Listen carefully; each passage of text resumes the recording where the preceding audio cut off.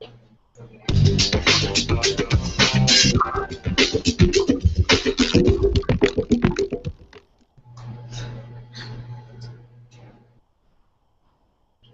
we can't hear you, man. There we go. Can you hear me now? Are we good?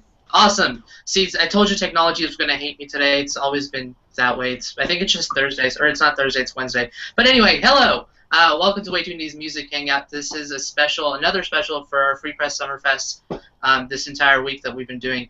We are joined with New York City Queens, another Houston local, and I'm so glad because it's Houston, and I love Houston because I'm here in Houston. So, hey guys, how are you guys doing today? Very well, man. How are you?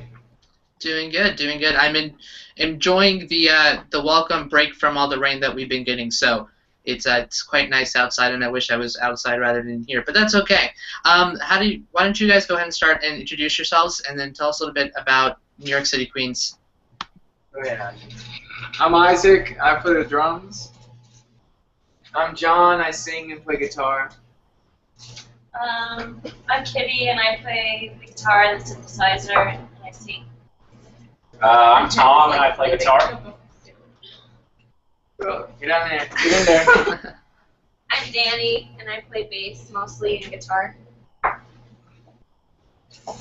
And New York City Queens is just a 5-piece pop band. We started in the spring of 2011, and we are currently working on our second full-length record.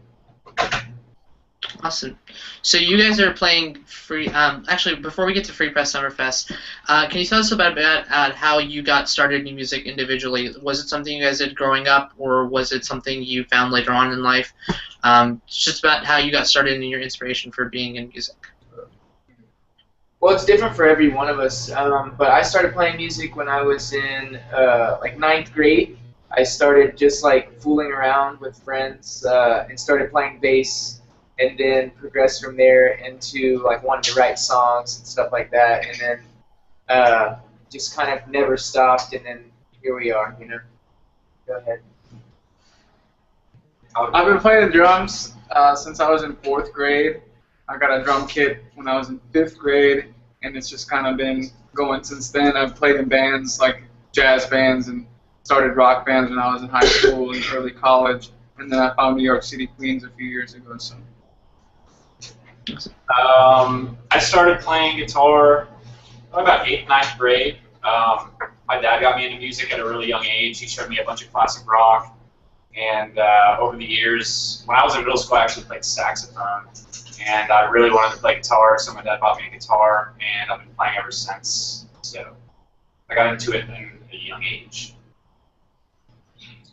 I started playing guitar because my dad had a 12-string guitar that I couldn't play when I was younger. Then started a little side project with Daniela, and kind of started to get serious into playing music then, and then joined New York City Queens. I was kind of like a secret guitar player. I never really considered myself a guitar player until probably I joined this band. But I played other instruments growing up, like piano and flute and stuff in school. I think we all kind of just like fooled around musically when we were younger, and then as we got older, like in high school and college, we started playing more seriously, and then we formed the band around the first EP that we put out in 2011, and then yeah, within months we were playing shows kind of all over Houston, and then we actually played Summerfest in 2012, like we had talked about before, and we were just like I think a little bit over 6 months old as a band. So since the beginning, we've kind of pursued New York City Queens as like aggressively as we could. We've done some touring since then and released a couple records. Awesome. So are you guys all native Houstonians, or are you guys from different places and call Houston home? Some of us are more spread out, but me and Tom and Kitty actually all grew up in the same suburb of North Houston. We're from Kingwood originally, and then we all pretty much spend most of our time down here now, except for Tom. And then Danny and Isaac are. I grew up in the suburbs of DC, and I was born in New Jersey, like northeast. I was born in Mexico, and my family came to the U.S., and I grew up in Minnesota. And then after I graduated from high school, I moved to Houston just to get away from the cold. And I had some family down here, so it was definitely nice. A nice move. Awesome. So you guys, like you mentioned earlier, you guys played Free Press in 2012, and that was when you were fairly young band. You're playing the Neptune stage at Sunday at 11:30, I believe, correct? That is right. Awesome. I'm glad I remembered that instead of forgetting things like I normally do. But how do you think, when you first found out you were playing Free Press again, what was the first reaction that you guys had? I mean, Excited? yeah, we were just like pumped. We were actually on the road. We did a tour of the East Coast. We went up to Providence, Rhode Island, and back in January and February over the course of like 3 weeks. So we were on the road when we got asked, and it had kind of been. I mean, the tour was fantastic, but up to that point, we were. It had been like a rougher time, so like I think everyone was pretty like excited to get the news that we were, being asked to play. So we've just been like thrilled, And we're getting to play at Neptune stage, like you said, this year, and like just a few bands after us, like Washed Out is playing and Cage the Elephant and stuff. So it's a huge honor for us. I think we're all like ecstatic. So, like you said, you played 2012 Free Press. How do you think it's grown since then? And I talked about this earlier with some of our hangouts earlier this week, that Free Press is, it's one of those Houston things that you just don't get enough of, and the Houston music scene is a great scene to be a part of, and it's very diverse, but it's also very hidden sometimes because Houston is so large and not many people know about it. But in regards to Free Press, how do you think Free Press has helped to grow the Houston music scene and helped to grow you guys as a band? Well, I mean, in terms of the Houston music scene, almost, I don't want to say single-handedly because there are so many players in the scene and so many people who like put their all into like promoting shows and just being in a band and like going out and playing multiple times a week. But definitely, Free Press Houston has grown this scene like by leaps and bounds in the last few years with Summerfest. I mean, we're just like, I'm just really thankful that they are still putting on local bands. They're still highlighting local talent when they could just as easily, outsource the talent to these huge national acts, and just giving a band like us, who's still like early in our career, a chance to play the same stage as some of these like bigger national acts is awesome. We can't really thank them enough for the opportunities that they've provided us, and playing at Fitz has always been something that we've loved to do. So yeah, I think they've done a great service for Houston. I think that Free Press Houston, I mean, Summerfest is basically like this huge event for Houston, but not just for Houston. It's people are being made aware of it on a national level, So it's attracting a national attention to, like you said, what otherwise might be like an unappreciated scene in some respects, like comparatively to Austin or Nashville or like music towns. But in reality, there's just as much music going on here. It's just under the radar, Yeah, I definitely agree with that, and that's what without the risk of saying that Houston has the best music scene, and I think that personally, but I didn't actually say that for anyone that's watching this from Austin or anything like that, because I don't want you to get mad at me for some reason, but you should be a little envious because Houston is an amazing scene. In regards to your performance on this Sunday coming up, what are you guys most looking forward to? Is there something that can we expect stuff from the new album that's coming out later this year, or how are you guys looking at performance-wise? Yeah, we've actually been working really hard on fine-tuning our set and introducing elements of our new record live, like using drum machines and synthesizers versus what our older records are more like guitar-heavy, like rock and roll. And even one song that's not even on any record. Yeah, we're actually playing a song that's off of an EP that I worked on with a friend of mine, which we've been playing around town. We're really excited about reproducing live. And then, yeah, we'll be playing 3 or 4 songs off our new record. So we're stoked about that, and we've enjoyed one of them. No, we've never played live before, so it'll be really Awesome. So, in regards to the new album that's coming out, what can you guys tell us a little bit about it? And like just in general. well. Well, it's definitely like a departure from anything we've done before, and that's something that we were doing consciously. And we had talked. There were records that were coming out. I guess in 2013 that we were all like particularly fond of. The Delta Spirit self-titled record, Bloom by Beach House.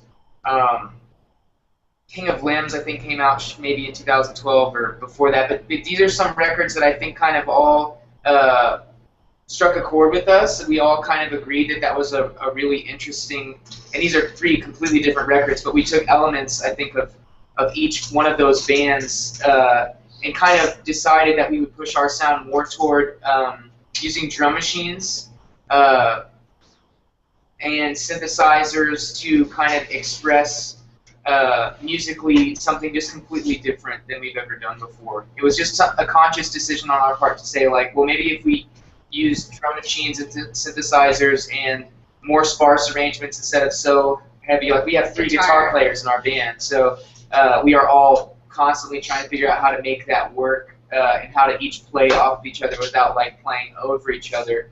And so this was just something arrangement and sequencing wise that lended itself well to what we were, how the things that we wanted to address artistically like on the record.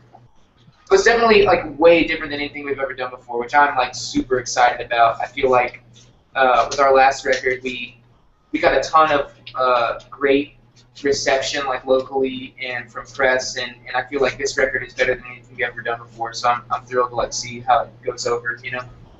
Especially being Awesome. Well, I definitely look forward to hearing it.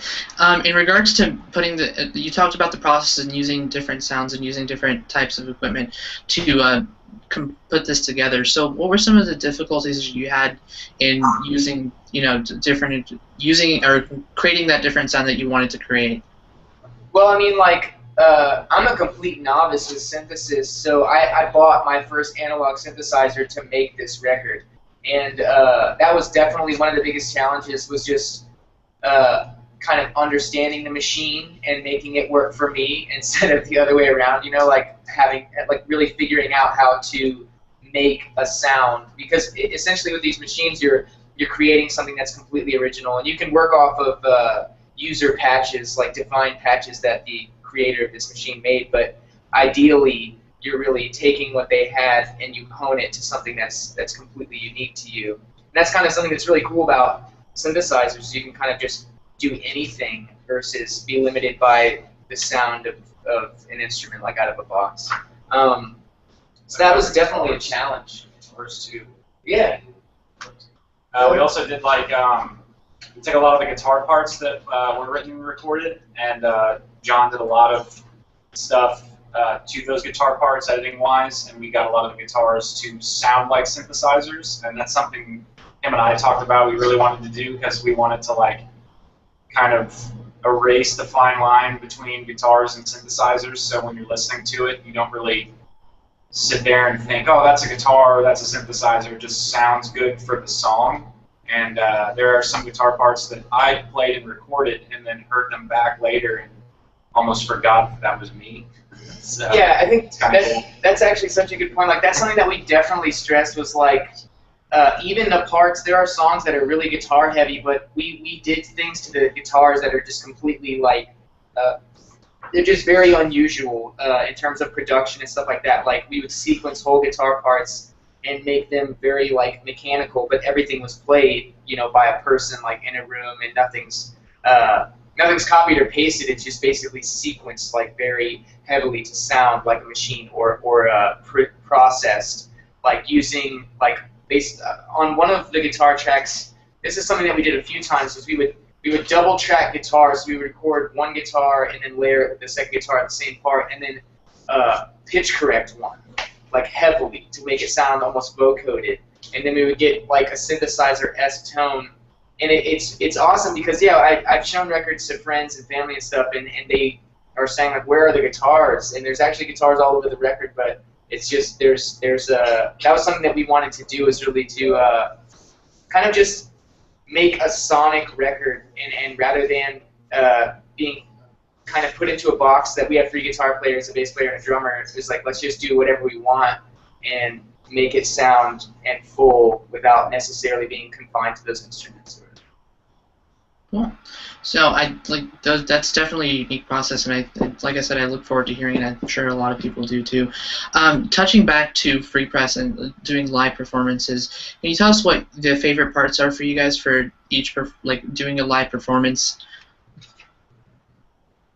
My favorite part is the energy you get from playing a show for a lot of people. Like Summerfest is going to be really exciting because we're playing a big stage with good sound. It's going to be exciting. Yeah, that for me is my favorite part, is because I'm an audio engineer and like I track and produce our records and stuff. So like when we get to play at a venue with like amazing sound, that for me is like, it wouldn't even matter how many people were there. It's really just about like hearing it back the way that you intended it to sound. And I'm really excited to play this Sunday and kind of just hear it back like in an open field, like with everything turned up. You know, it'd be great. So, in going forward with 2014, what do you guys have? You have the album coming up. What else do you guys have planned? Do you have more tours or more shows coming up after Free Press? Yeah. We are finishing the record. We have just a tiny bit more of the process left. We're kind of just like fine-tuning it.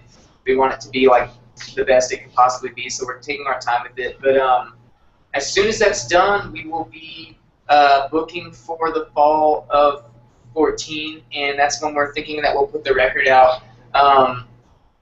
And yeah, I think we're mostly just going to be pursuing PRing this record nationally, like getting it the proper press and promoting it in the proper light. Kind of like we feel like it's artistically warranted, that we really see what the potential is of this record. So we want to do it the best way that we possibly can.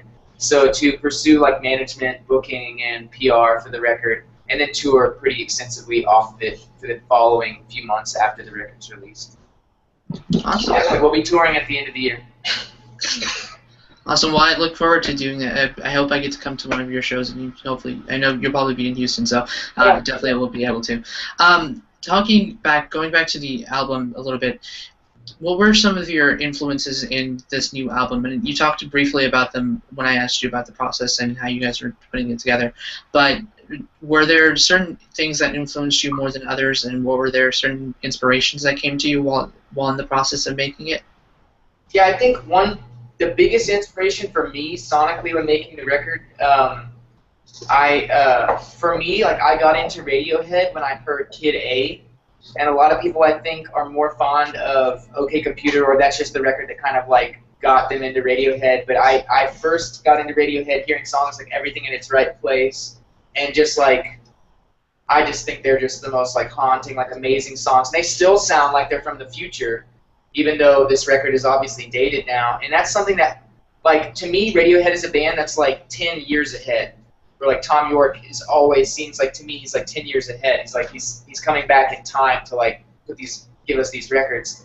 And if anything, I would like to be like 10 minutes ahead. You know what I mean? So that's kind of like a big inspiration, is just to try and make something that's completely unique to us, while paying homage to these influences, not like biting any style or anything like that. Like really trying to define what it is that makes our sound unique by blending sounds. I mean, like obviously our influences. We love I love like the Strokes, Radiohead, and the Beatles, and we all have such diverse influences. Like Fleetwood Mac, a lot of that three-part harmony stuff stems from stuff that my mom showed me when I was growing up, and that has a lot to do with like the sensibility of the band, the pop sensibility of it. But inspiration definitely Radiohead, Beach House, the Strokes, Delta Spirit. Modern rock bands, I think that in terms of production, are really doing things that make their records like just sonically engaging. They're not just like capturing live performances. They're really, to me, like this. Yeah, St. Vincent. even Kanye West for me personally, but like sonically, I feel like these artists are like pushing the envelopes of what people do on recordings. You know, the same way that like the Beatles did with Sgt. Pepper's. Like, they're not sitting, or even Dark Side of the Moon. Like, those are records to me. Like, that's always the record that I'm trying to produce. Is something that's like something that's classic and really weighted and dense and feels like artistically like a statement was made. You know, like you could listen to it as a record. I mean, we basically are in the business of making like concept records. You know, like records that there's a theme to the entire record and a feeling that's pervasive, and not just, we're not putting out singles. You know, like we want to make artistic statements. Yeah, I definitely think it's a great thing to do because, like you were speaking of, the recent music nowadays doesn't have that album theme anymore. It's just a bunch of singles put together and, you know, in an album, and it's just singles. So I definitely look forward to hearing. Like I said, definitely look forward to hearing it. I'll get it over to you as soon as it's done, man. We'd love to get some feedback from you. Awesome. I would definitely love to hear it. And going back, I know I just keep going back because I keep remembering questions in my head. But New York City Queens, the name of the band. How was that decided upon, and how was that formed? Because that's definitely something interesting, and I'm sure that has a story behind it. Yeah, it does. It does. And I'll try and condense it as best I can. But basically, we wanted to call the band Pony Boy Curtis, after the lead character in S.E. Hinton's The Outsiders. It was a book that I read in high school, or I guess it's like middle school. Yeah. But it was required reading in middle school or like high school or something. And that book always, it was like one of the first books I read in school that I like loved. Like I read it over and over again, and became really attached to the characters and the ideas that like life is kind of hard, whether you're on the bad part of the town or the good side of town. So I just love that book. And yeah, Pony Boy was actually the original, and we had every intention of putting out the first EP that we did under that name, and then we looked into it, and basically legally we weren't able to do it because there was another artist that was already touring under that name. And so we had to come up with something different before we put out our EP. And we just tried, I mean, I think I came up with 50 terrible, just horrible band names before we agreed that New York City Queens was the least horrible. And for me, it just sounded like, so I went to a thrift store in Houston, and there was this military fatigue shirt there, and it had all these hand-sewn patches on it. And I was like naturally just like drawn to this shirt, and it looked like someone had really put their love into it. And one of the patches was in pink, and it said New York City Queens.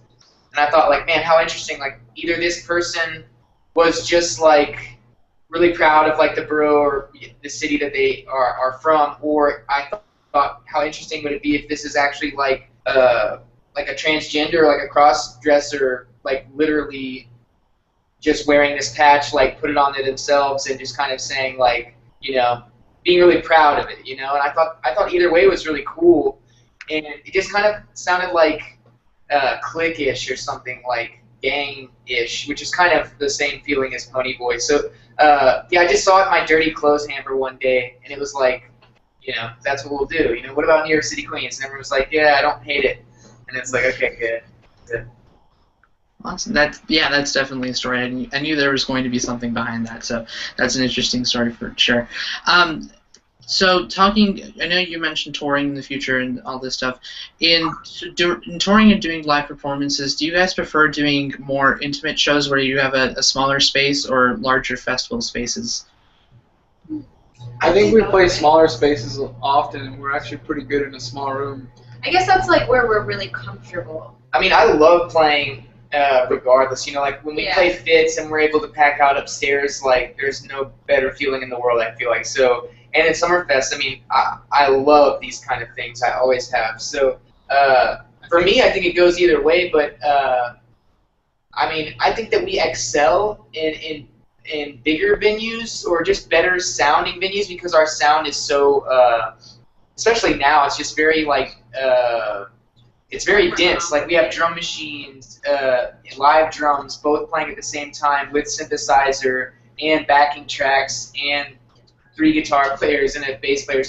So like in smaller clubs, we've fine-tuned our sound to play in any club around the country because we've toured pretty extensively. But at the same time, I think that the sound has every intention of being perceived as big as it can, you know. So that's kind of, I don't know. I guess both.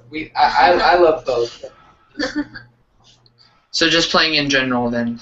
Yeah, I mean, we just love to like. We're a touring band, you know. We've toured the East Coast 3 times. We've toured the West Coast once, and I've loved every minute of it, you know. So there's never been a show that I haven't like enjoyed playing. So. Awesome.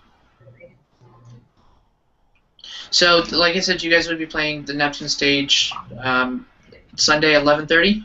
Yeah. Yes, I remember that. So if you guys are at Free Press Summerfest, if you're watching, go ahead and go check them out in there. Are there bands that you guys are looking forward to seeing yourselves as well? I can't wait to see Washed Out. I saw them at Fun Fest, and I can't wait to see them again. They're really good. Deftones. I love the Deftones. I'm excited to see Cage the Elephant. Vampire Weekend. Vampire Weekend, yeah. Jack White. God, there's so many. They really killed it this year. D'Antwerp. Yeah, DMX. D'Antwerp. I want to see DMX. Miss Lauryn Hill. That'll be really dope. Big Fugees fan. Awesome. So before I ask my last question, is there anything else that you'd like to add to speak to Free Press or just in general? Yeah, I mean, just a huge thank you from us to the guys at Free Press Houston for not only putting this whole thing together and continuing to do like this massive service to the Houston music scene, but also just thinking of us and putting us on. And yeah, if you are at the festival on Sunday, come see us at 11:30 a.m. We'll be on the Neptune stage right before Sylvanesso and Washed Out. Awesome. So, as my last question, as I always ask everyone that I interview, can you name one interesting thing about yourself individually that most people wouldn't know, and it can be something weird, completely out there, or it could be your favorite color? I don't really care. Just something interesting about yourselves. I eat fast food almost every single day, and I've been doing that for like 10 years, which is terrible, and I don't recommend it. But that's my thing.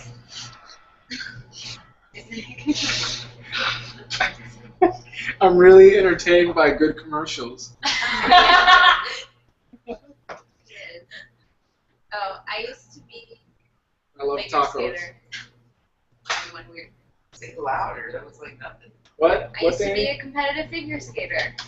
I didn't know that. What about you, Tom? I am secretly a Starfleet commander. I used to be a nationally ranked BMX racer. Awesome. So, okay, I have questions about each one of those things. First, to the commercials. Have you seen the Tina Fey commercial with the American Express where she slides the card the wrong way? And does that really bother you? Because it bothers me. I've not seen it, but I will watch it. Okay. She slides the card the wrong way, and it's completely absurd. But that's just Okay. Those are the good ones. Yeah. That sounds weird. So with figure skating, do you have any plans to incorporate that into your performances? Yeah, triple axles. Actually, we've been doing a little bit of negotiating for Queens on Ice. It's going to be a national tour at the end of 2014, so we might see you out there. Awesome, that definitely sounds interesting. And to our Starfleet commander, I've actually been watching Star Trek Voyager this past couple of weeks. So, what's your favorite Star Trek series? I honestly like the original series. I really like the new movies too. I think J.J. Abrams is doing a really cool job with the new movies, and I like Zachary Quinto as Spock. I think he plays an awesome Spock. So I like all of them. I never really got into Next Generation, but the original series I have to say is my favorite. Awesome. And with the BMX again, same thing. Is that going to be? Are you going to do another like a BMX tour? That's going to be interesting. That's kind of a weird question, but. Yeah, I don't think that. We're currently negotiating for a small BMX run following Queens on Ice at the end of 2014. Both very interesting tours. Yeah. So, okay, for fast food, which is, it's not, I don't like fast food much, but what's your favorite fast food place? Maybe, probably Whataburger. That's a lie. Why? Taco Bell. No, it's not. No, it's not. Whataburger. Yeah, I'm I'd say gonna go Whataburger. Oh, Taco Bell. yeah, Taco. Frank's See, Taco Pizza. Bell. I acknowledge that Taco Bell is dog food. I didn't want to say that because I don't want to encourage other people to eat it. But he does like it. It's good slime. Cheesy gordita crunch Yeah. all the way. Awesome. Well, that's definitely interesting. Thank you guys for sharing that. It's interesting. Thanks, and that's why I like asking that question. So we're gonna go ahead and wrap up. Thank you guys for joining me again, and I wish you the best at Sunday's performance. I know you guys will do great, and it's going to be an amazing day. I think. Hopefully, I don't think it's supposed to be raining that day, so it's going to be a nice day out there. And it's be, yeah. We'll keep our fingers crossed. It'll be an amazing day anyway, rain or shine. Thank you again for joining me. We'll talk to you guys soon after, and we'll chat again. All right. The free press is up, and then once your album comes out, I definitely want. And like I said, I'm looking forward to hearing it. And I wish you all the best again, and I thank you again for joining me. For anyone that's watching, we'll be having today. Earlier today, we were supposed to have the Tauntauns on. We weren't able to. We're going to go ahead and reschedule it. I think we're rescheduling it to Friday. I'll have more info about that tomorrow. We're talking to the wrestlers, and then you can watch all of our previous interviews with Blushes and the Caldwell Band. And I'm supposed to be remembering one more. No, there's only two. Okay, I'm good.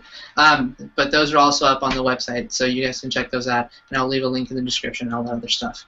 But that should be it for me. If you're at Free Press, go check these bands out and go check out more information. Go follow them on Facebook and Twitter, and check out their older albums as well, because of that they all sound amazing. For Way Too Indie, this has been Manjawa. Thank you for joining us. Thank you guys for taking the time out to join me as well. Take it easy. Awesome.